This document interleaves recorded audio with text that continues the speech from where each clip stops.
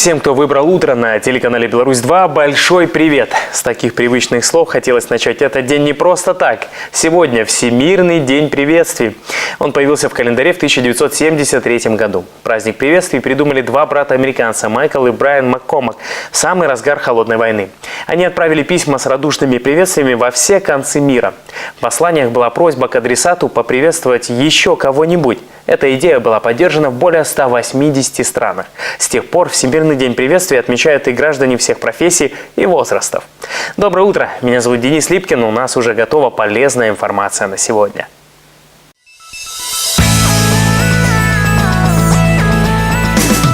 Установи личный рекорд. Расскажем о благотворительных акциях Дворца водных видов спорта. На всех ведущих телеканалах представим новые проекты телерадиокомпании «Брест». Пробуждение в картинах. В Бресте впервые пройдет выставка-концепция.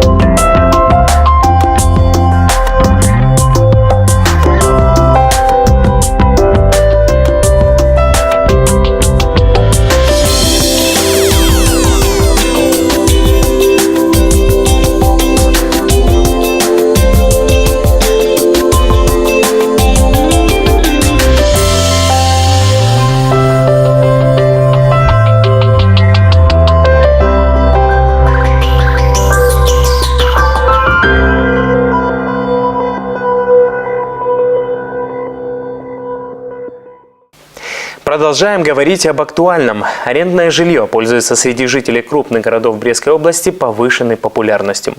Очередь из желающих жить в государственном съемном доме в несколько раз превышает количество предоставляемых квартир. Так, в нынешнем году в Бресте, Пинске и в Барановичах построено по одному арендному дому. Еще один до конца года будет сдан в эксплуатацию в областном центре. К слову, арендные квартиры сдаются и в домах старой постройки. О других интересных событиях нашего региона предлагаю узнать из традиционной рубрики «Обзор прессы». Ближе познакомить читателей с лауреатами областной литературной премии имени Владимира Колесника. Цель нового авторского проекта «Беростейские диаманты» народной трибуны. Герой первой публикации – человек, именем которого названа престижная областная премия за лучшие художественные и документальные произведения талантливых авторов Бреста. Уроженец Пинска и внук дважды Героя социалистического труда Владимир Пугач назначен послом доброй воли детского фонда ООН ЮНИСЕФ. Чем заслужил такую почетную миссию лидер популярной рок-группы Джей Морс, читайте сегодня на страницах Пинского вестника. Стало привычным то, что мы находимся под прицелом видеокамер в банках, магазинах, кафе и других общественных местах. Теперь же их начали устанавливать во дворах жилых домов и даже в подъездах. Нужны ли они там и какова цена вопроса, разбирались корреспонденты газеты «Пинский вестник». 27 ноября исполняется 140 лет со дня рождения уроженца деревни Моталь Хаима Вейнцмана, выдающегося ученого, государственного деятеля, первого президента государства Израиль. Об этом удивительном человеке читайте в газете «Червоная звезда». В Барановичской городской библиотеке имени Валентина Тавлая начался областной двухдневный семинар работников центральных библиотек Брещины, сообщает «Наш край». Очередной вкладыш «Микошевицкие горизонты» в пятничной толстушке расскажет читателям лунинецких новин о жизни города. Так, в местной больнице приступила к работе новый нарколог, а в филиале территориального центра социального обслуживания прошла встреча со священниками лунинецкого благочиния Пинской епархии. Сотрудники отделения дневного пребывания для пожилых граждан в Лунинце нашли замечательный способ борьбы с осенней хандрой. Они предложили пенсионерам танцы. Удачный пример для подражания в материале «Дискотека для пожилых» сегодняшнего номера Лунинецкой районки. Забавная история хищника и пернатого на страницах Кобринской районки. О дружбе голубя и собаки журналисту Кобринского вестника рассказал постоянный читатель. О чем прочитать, узнайте из обзора прессы утреннего «Эспрессо». Об этом еще упомянет пресса, но прежде узнаете из утреннего эспрессо. Серию благотворительных мероприятий готовит Дворец водных видов спорта. Их обсудим за чашечкой кофе в студии программы. Наш гость Ольга Степусь, начальник отдела по физкультурно-оздоровительной работе этого учреждения. Ольга, утро доброе. Доброе утро. Итак, в это воскресенье любой желающий брестчанин может установить в Дворце водных видов спорта свой личный рекорд. Каким образом? Абсолютно верно. Для того, чтобы установить свой личный рекорд, нужно просто прийти в бассейн 50 метров и за символическую оплату проплыть дистанцию 50 метров абсолютно любым способом плавания. Профессиональные судьи зафиксируют ваш результат, и на финише вы получите сертификат прохождения дистанции. Это, я так понимаю, вы призываете брестчан равняться на, к примеру, нашу олимпийскую надежду, да? Конечно. Александру Герасимене. А если эти цифры будут не совсем такие же, как у профессиональных спортсменов? Но ведь соревнование называется «Мой личный рекорд», поэтому этот личный рекорд каждый устанавливает для себя. Насколько брестчане вообще любят плавать? И я так понимаю, что сейчас у вас пик сезона. Да, абсолютно верно. Наш бассейн пользуется огромной популярностью у брестчан, как я уже и говорила. Поэтому брестчане всегда активно посещают наше учреждение. Но я так понимаю, что вечером практически очереди образуются. Примерно сколько в день плавает людей? Ну, я скажу вам, что примерно бассейны центра посещают порядка 2000 человек. И это люди, которые выбирают абсолютно разные услуги. И сеансы свободного плавания, семейного плавания. Кто-то только учится плавать. А также у нас есть уникальная возможность плавания младенцев. То есть мамы с младенцами тоже приходят к нам. То есть надо начинать плавать только-только появившись на свет? Именно так. Почему? Это большая польза? Конечно, это большая польза. Это закаливание, это здоровье. Это в будущем самый главный жизненный навык – плавание.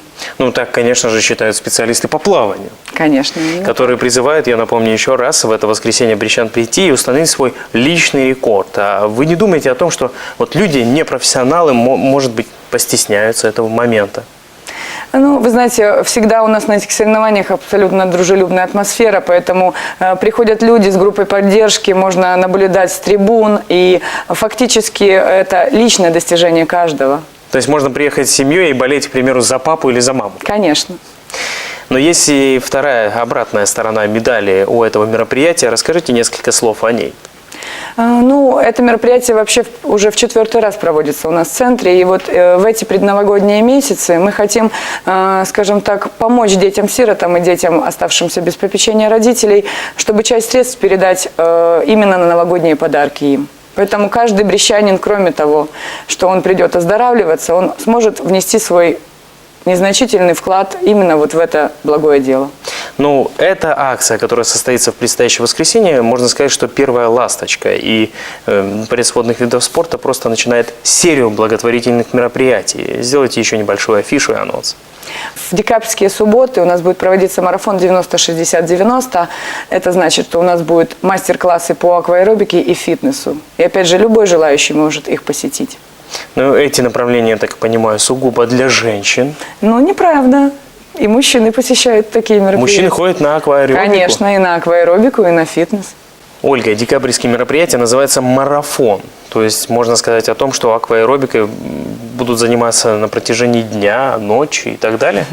Нет, на протяжении, я так думаю, что одного сеанса в бассейне 45 минут, однако мы будем использовать весь бассейн и несколько фитнес-тренеров будут проводить занятия. То есть можно будет себя попробовать в одной части бассейна, в другой, поменяться местами, и это все будет транслироваться на большом экране. Ну, мы уже говорили о том, что плавание очень популярно среди брестчан, а вот что касается таких направлений, связанных с фитнесом, тоже желающих много?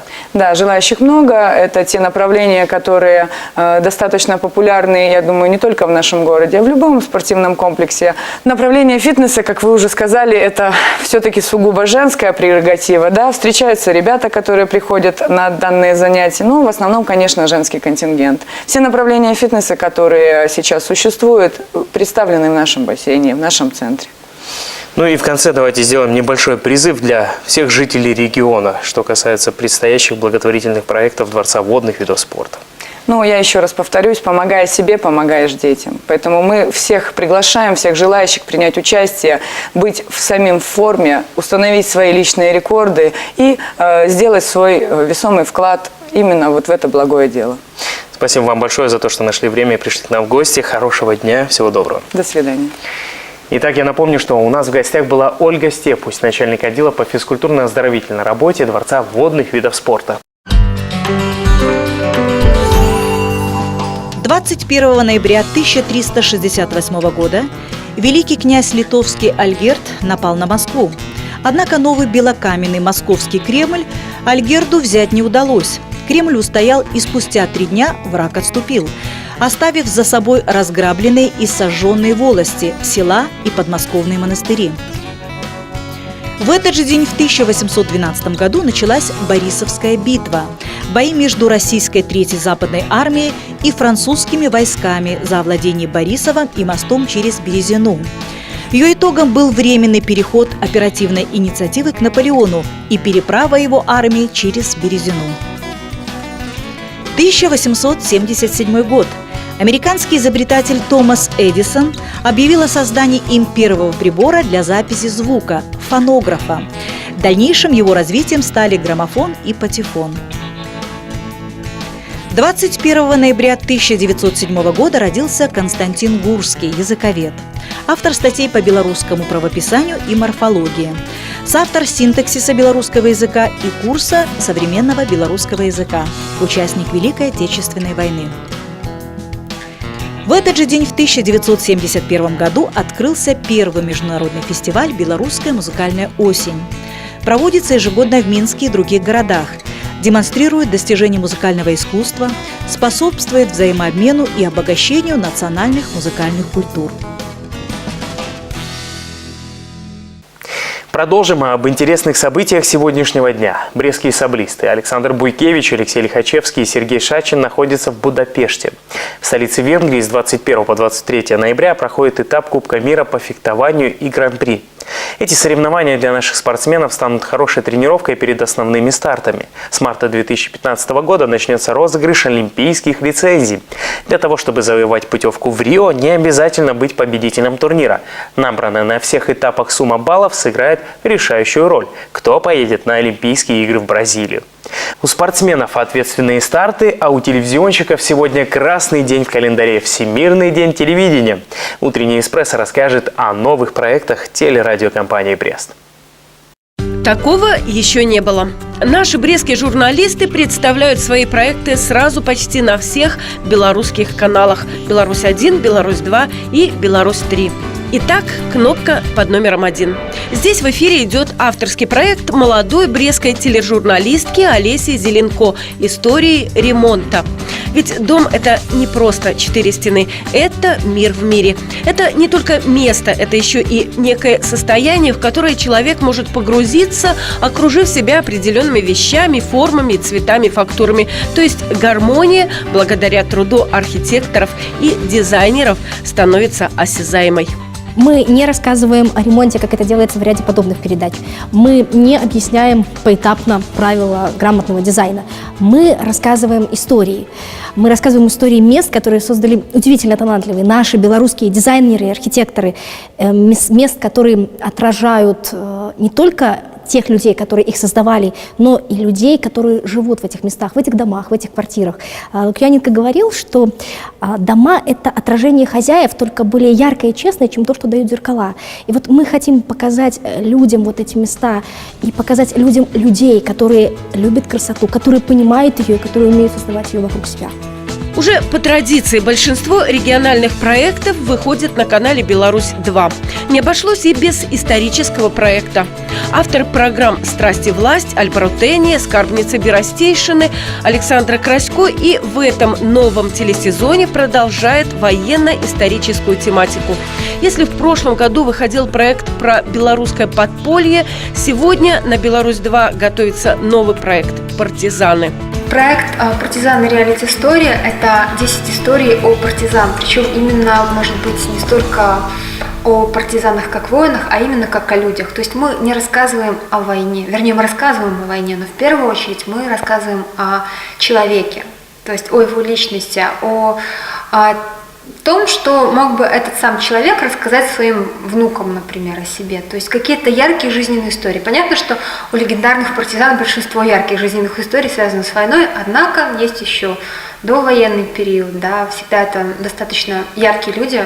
Белорусский зритель уже давно знаком с обаятельной журналисткой Еленой Дамеевой. Сначала по женсовету, потом по программе под грифом «Известные». Сегодня на экраны республиканского телевидения выходит еще один любопытный проект – «Понять и обезвредить». Елена Дамеева – юрист, журналист. Сфера интересов – психология. Это впервые вопрос, который мне задают за 20 лет. Можно вашу руку? Обладает критическим мышлением. Лен, да вы просто стерва. Не стесняется задавать неприятные вопросы. Сергей, у телезрителей уже взрыв мозга, и я уже себя не контролирую. Давайте как-то коротко, емко и конкретно. Какая она заносчивая, оказывается. Журналистка, что возьмешь? Подвергает сомнению даже признанное авторитетное мнение. Ее задача – понять и обезвредить.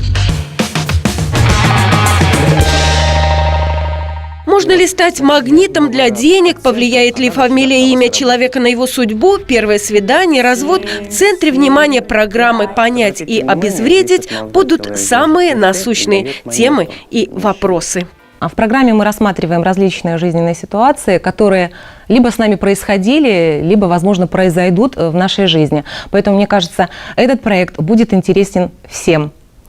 В нашей программе участвуют эксперты из различных сфер. Это и медики, астрологи, маги, известные персоны, куда же без них. И просто люди, которые пережили подобные ситуации, подобные жизненные моменты в своей судьбе. Колдуем, поехали. На бизнес или на работу тебе? На хорошую. И на то, и на другое. Я максималист. Какая ты меркантильная кюта. Не зря я тебе-то... Какая ты все-таки серьезная дамочка-то. Ну, что есть, то есть. Работаем. Ладно, хорошо, на бизнес. Бизнес и хорошую работу. Кстати, дальше. Не пыльную. Хоть ты сейчас я тебе целый талмуд тут буду писать. Интересно, с помощью этого ритуала только деньги растут, как на дрожжах? Или этот текст можно и на ноги начитать? Нет, я, собственно, не жалуюсь, но почему бы нет? Дорогие земляки, жители Брестской области, мы очень надеемся, что вы нас увидите, поделитесь своей позитивной энергетикой, и это придаст нам сил. Еще один телепроект «Край» будет выходить на Беларусь-3. С личностями творческими, самобытными и талантливыми уже много лет знакомит наших берестейцев Николай Прокопович. Эстафету подхватила Вероника Тарасюк, знакомая зрителям нашей страны по проекту «Полесский пачастунак». Зараз мы знаходзімся у майстэрні Александра Лазеркі. Шчыра кажучы, я заўсёды адчуваю нейкае хваляванне, калі трапляю у майстэрню да майстра, бо мне падаецца, што гэта нешта такое вельмі таемнае і ў нечым нават вельмі інтымнае. Але мне хочацца таксама дадаць, што сёння мы не проста патрапілі ў майстэрню да Александра Лазеркі. Сёння у нас будзе сапраўдны майстар-клас ад майстра. З аўтарскай падачы Міколы Пракаповіча мы цяпер працуем над праграмай, якая добра вядома брэсцкаму тэлегледачу. Гэта праграма «Край». У хуткім часе я вельмі спадзяюся на тое, што яна выйдзе ўжо на тэлеканале «Беларусь-3». І я думаю, што яна спадабаецца тым, хто цікавіцца беларускай культурай. Так что новый телесезон обещает быть насыщенным и интересным. Следите за программой. Утренний эспрессо поздравляет всех коллег с праздником. Продолжаем. Видимо, у жителей региона только положительные эмоции вызвал первый снег. Это событие буквально взорвало интернет-сообщество и социальные сети по количеству снимков. Синоптики отмечают, что такой характер погоды, как был в четверг, останется сегодня и на выходные. После детального метеопрогноза на пятницу фотографии первого снега в нашем регионе. Ищите знакомый двор или улицу.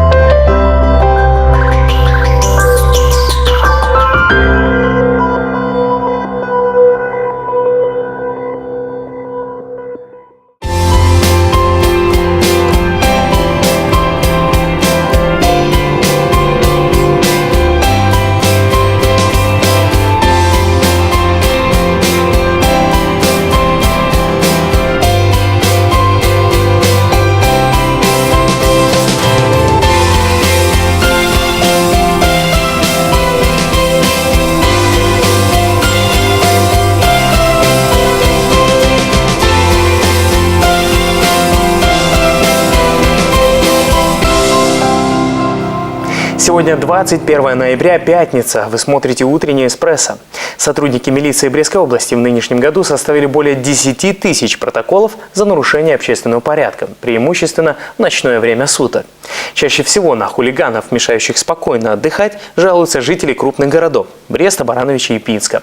В большинстве случаев в поле зрения милиции попадают квартиры, которые сдаются в аренду. Отметим, что согласно белорусскому законодательству за нарушение правил пользования жилыми помещениями грозит штраф от 2 до 30 базовых величин или административный арест. Какие еще житейские вопросы волнуют жителей региона? В нашей традиционной рубрике «Горячая линия». Ее ведущая уже в студии программы. Анна, здравствуйте. Доброе утро. Вопросы житейского характера зачастую застают нас врасплох. Найти ответ на них поможет горячая линия утреннего эспрессо.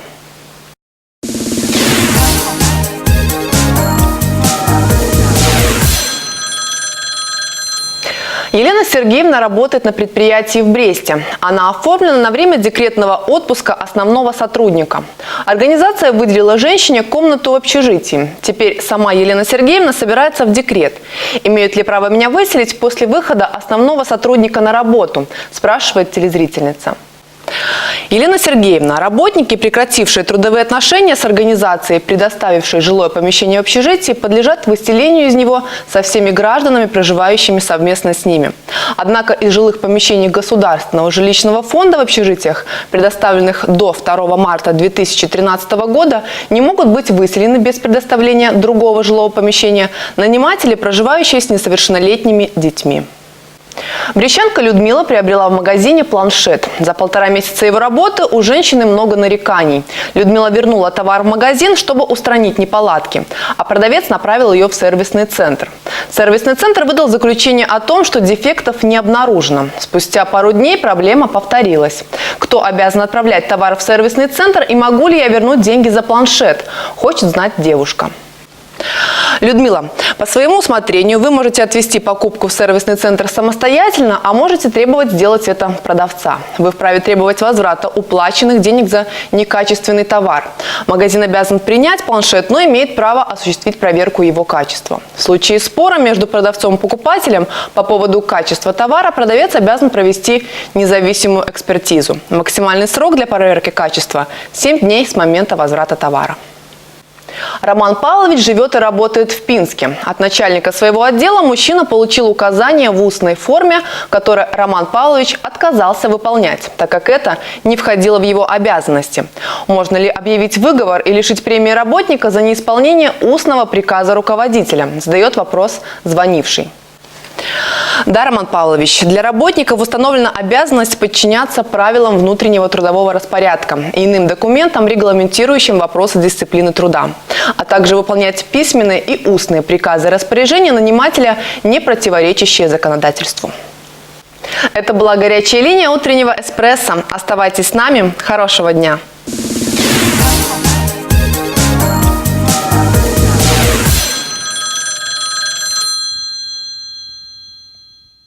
Спасибо, что вы по-прежнему с нами. Нынешний сезон Брестский академический театр драмы проводит под знаком своего 70-летия. В это воскресенье зрители увидят постановку, с которой начиналась история театра. Спектакль «Игра любви и случая». Готовится труппа Брестского академического театра драмы и к ответственному выступлению. 26 ноября в столице на сцене Купаловского театра наши артисты сыграют спектакли «Над пропастью воржи». Показ состоится в рамках Национальной театральной премии Беларуси. Афишу театральную сменит рубрика «Арт-анонс» с афишей киноновинок недели. Доброе утро! С 20 ноября в кинотеатрах Бреста начнут показывать одну из самых ожидаемых премьер этого года. «Голодные игры. Сойка-пересмешница. Часть 1». Любимые герои возвращаются вновь, чтобы продолжить захватывающую историю. У меня никогда не было выбора. Я не собиралась участвовать в играх. Я хотела защитить сестру. Но Пита я не спасла. Мисс Эвердин, именно то, что мы любим, нас уничтожает. В режиссерском кресле нового фильма оказался Фрэнсис Лоуренс, который работал над предыдущим фильмом «Голодные игры» и «Вспыхнет пламя». Студия Lionsgate заранее заручилась его поддержкой, а сценарий в октябре 2012 года поручили писать Дэнни Стронгу, также работавшему над предыдущим фильмом.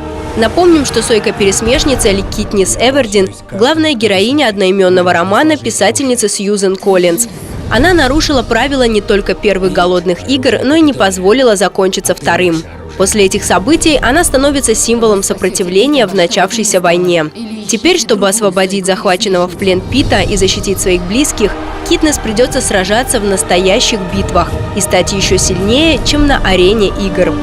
Фильм является, по сути, первой частью романа, поэтому лишь дает завязку к основным событиям в виде долгих диалогов и подготовки. Для любителей яркого экшена такая картина на экране, скорее всего, покажется скучной и лишь послужит поводом дожидаться финальных событий и эпичных битв.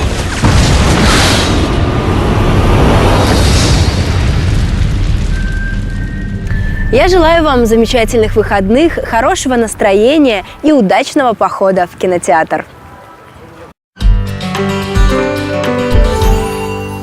Сегодня 21 ноября, пятница. На этой неделе два крупных предприятия региона отметили знаковые юбилеи. 90 лет, как начало отсчитывать свою историю открытое акционерное общество «Берестейский пекарь». Первоначально это была небольшая пекарня с мучным складом на улице Мещанской, ныне улица Кижеватова в Бресте.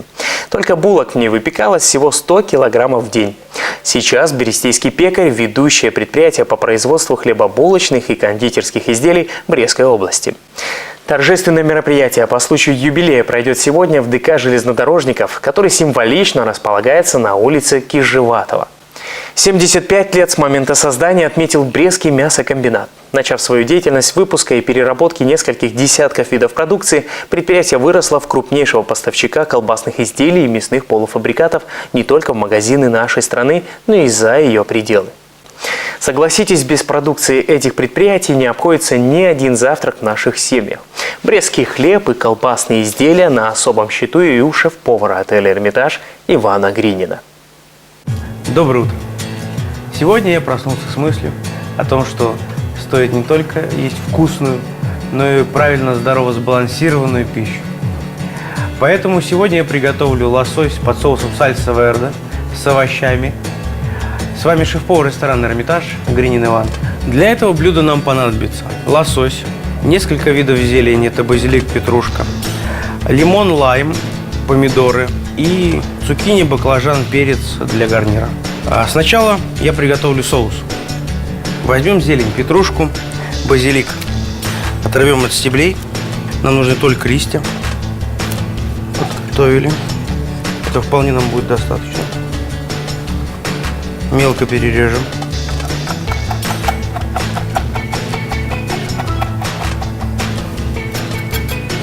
Возьмем половинку лимона. Выдавим сок лимона. Если попадут семечки, это не страшно. Их можно всегда вытащить.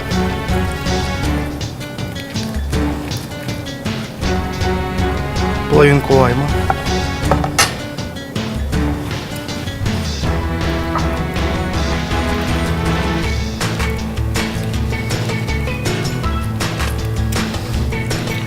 Тщательно выдавливаем. Теперь нам понадобятся помидоры. Для того, чтобы очистить помидоров от кожи, сначала я их надрезал и поместил в кипяток, что позволит нам спокойно убрать кожу с помидоров. И мы его мелко нарежем.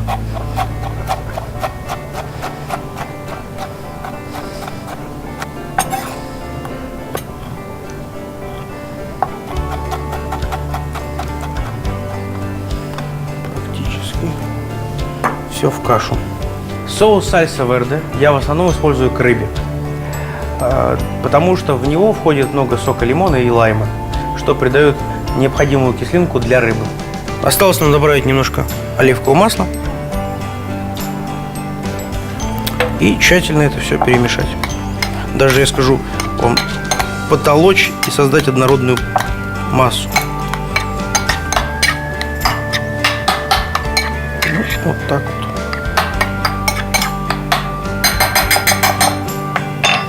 Немного посолим, поперчим.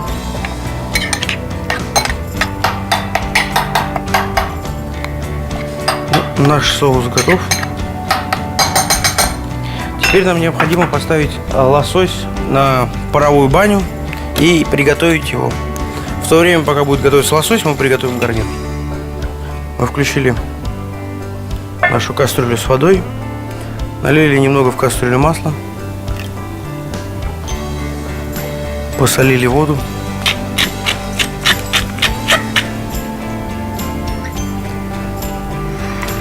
Лосось мы сразу смажем немного соусом.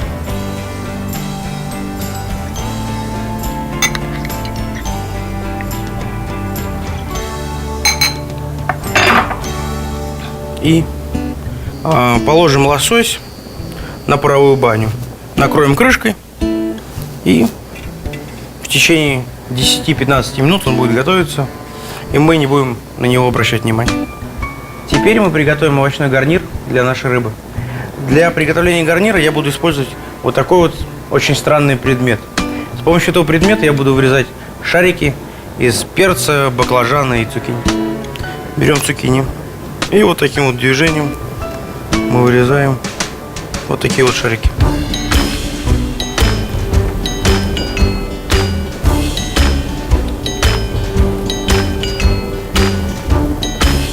Вот по 5 штучек каждого.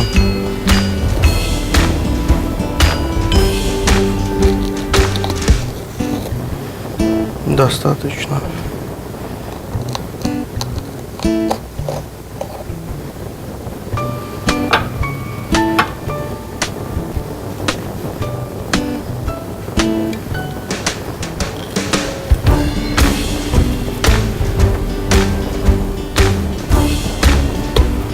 И баклажан.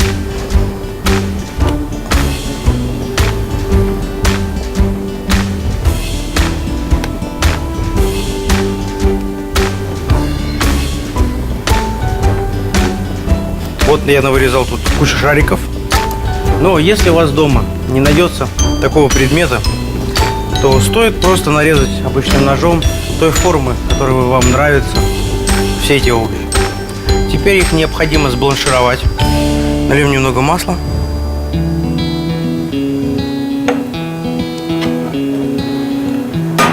Сразу посолим сковородку. Достаточно так обильно. И закинем наши овощи.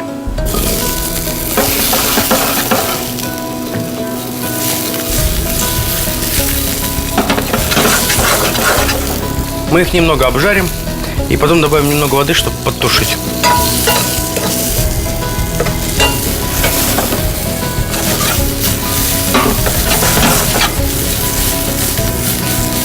Лосось практически уже готов. Мы добавили немного жидкости в наши овощи. Сейчас мы их немного потушим. Добавим немного к овощам нашего соуса.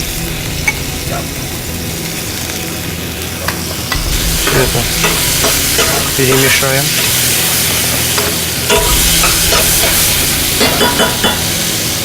Лосось готов, овощи готовы. Осталось все только скомбинировать и украсить.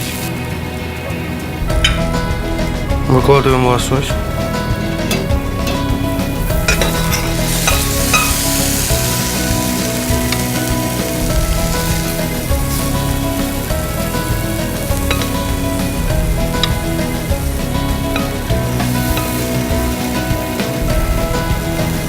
Овощи.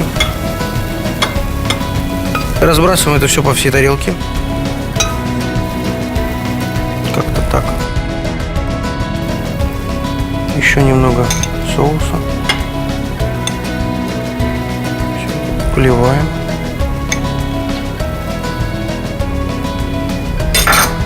Немного масла.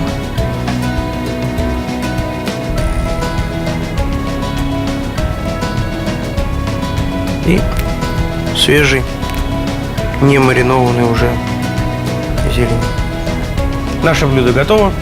Сегодня мы приготовили лосось в соусе сальса верде с овощами. С вами был шеф-повар ресторана «Эрмитаж» Горинин Иван. Приятного аппетита!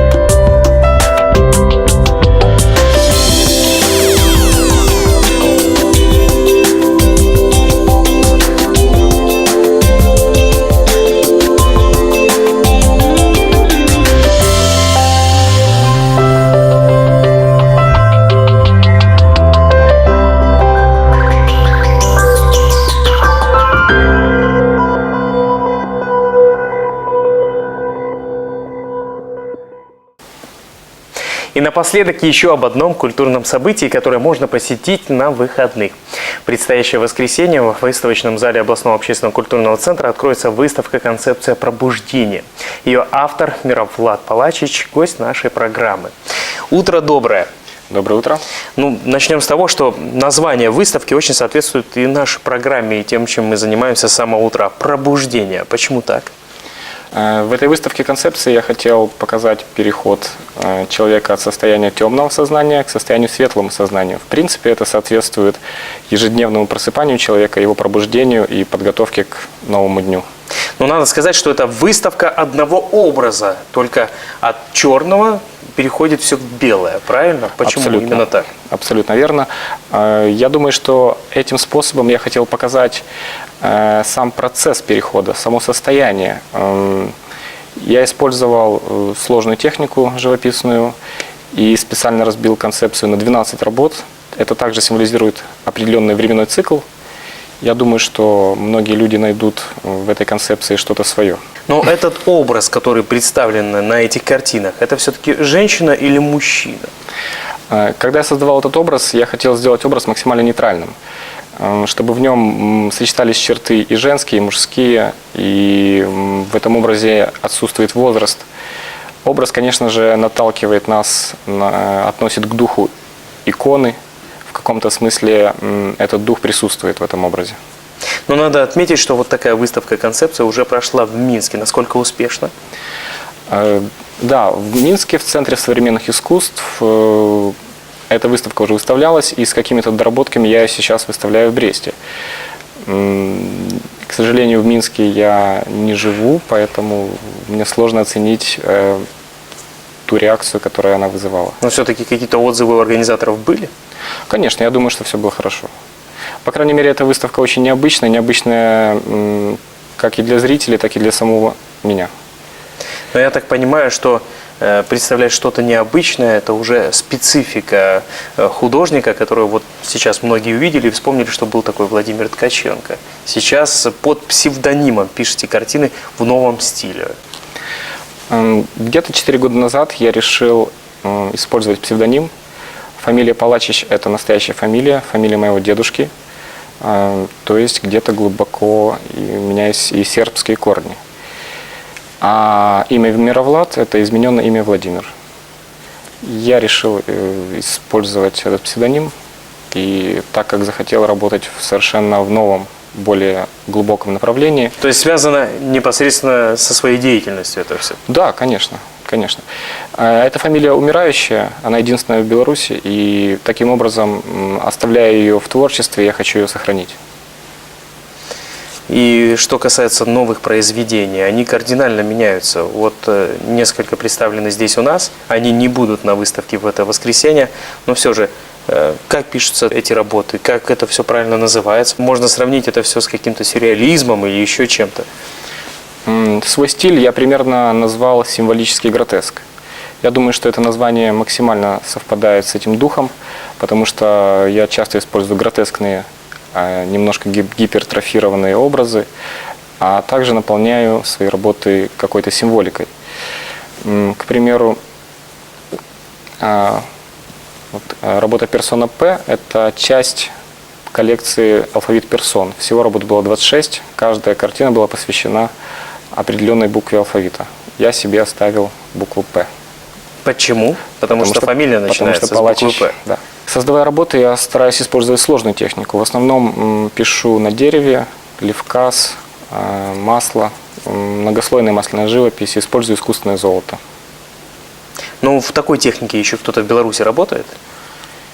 Я думаю, что у каждого художника индивидуальная техника. Вот именно в такой, соответственно, никто не работает. Но я уверен, что многие мастера работают в подобном русле. Но я так понимаю, и то мероприятие, которое мы анонсировали сегодня, оно тоже проходит в Бресте впервые. Еще выставки концепции не было, правильно? По крайней мере, у меня не было. Ну и мне кажется, по крайней мере, вот этот факт заставит многих прийти в выставочный зал на Советской. Большое спасибо, что нашли время, пришли к нам в гости, рассказали о многом таком интересном, что мы еще, я думаю, и многие телезрители не знали. Хорошего дня. Спасибо, вам тоже. В предстоящее воскресенье в выставочном зале областного общественного культурного центра на Советской откроется выставка «Концепция пробуждения». Ее автор Мировлад Палачич был у нас в гостях. На этом сегодня все. Меня зовут Денис Липкин. Всем хорошего дня и отличных выходных. Увидимся в будни.